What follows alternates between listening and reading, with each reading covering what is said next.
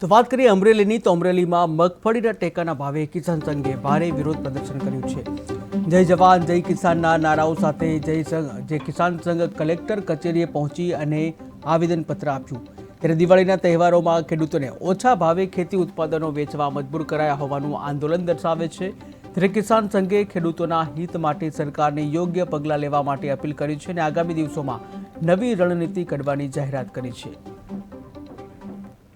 અને ખુલ્લી માર્કેટમાં સિંગ વેચવા માટે મજબૂર બન્યા છે। આજે સરકારશ્રીએ આયાત નિકાસ ઉપર ખાસ ધ્યાન રાખવું જોઈએ। અગાઉથી નક્કી કરીને અને જ્યારે સિંગની આવક શરૂ થાય તરત કેન્દ્રો ખોલી અને ખરીદી શરૂ કરવી જોઈએ।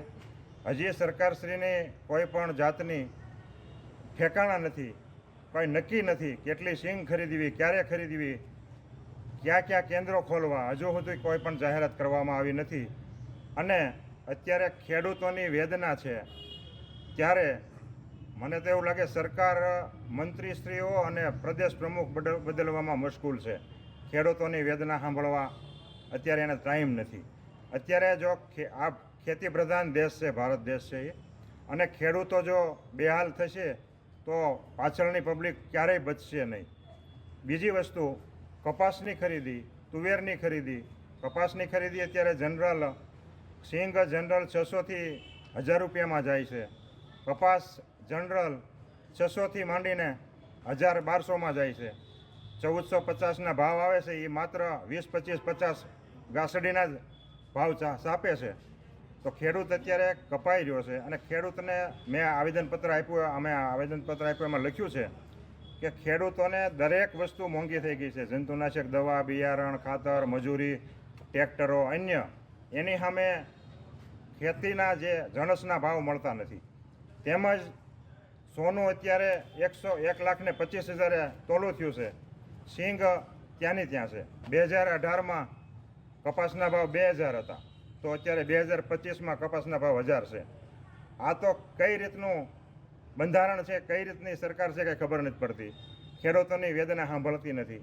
બીજી વસ્તુ, અત્યારે મીડિયામાં આપણે જોઈએ છીએ અમુક યાર્ડોમાં અમુક સંગઠનો, એટલે ખેડૂત સંગઠનો જ, કિસાન સંઘ છે એ ખેડૂત સંગઠન જ છે, અને ખેડૂતોના દરેક જ્યારે કચ્છમાં હોય, આખા ગુજરાતમાં જે તાલુકામાં હોય, જ્યારે ખેડૂતોને તકલીફ પડી છે ત્યારે ઘટના વિશે તમે શું કહેશો? ત્યારે સતત કિસાન સંઘ સાથે રહ્યું છે।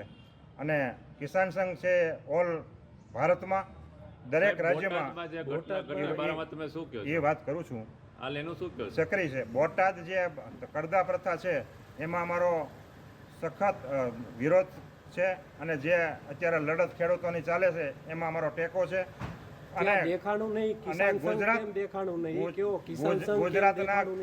ગુજરાતના કોઈ પણ યાર્ડમાં આવડું મોટું કિસાનોનું સંગઠન છે, તો બોટાદમાં કિસાન સંઘ ગાયબ કેમ હતું એનો જવાબ આપો, બીજી વાતો ન કરો। અલગ અલગ સંગઠનો અલગ અલગ કામ કરતા હોય, જિલ્લા વાઇઝ કામ કરતા હોય। અમે અત્યારે રણનીતિ ઘડી છે।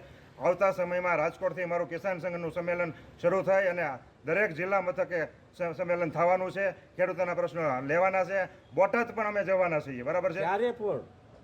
હવે પછી રણનીતિ અમારી નક્કી થાય। અત્યાર સુધી અમે સરકાર સાથે અમારી 4 દિવસ પહેલા કિસાન સંઘની પ્રદેશની બેઠક હતી, અને પ્રદેશના બેઠક સરકાર સાથે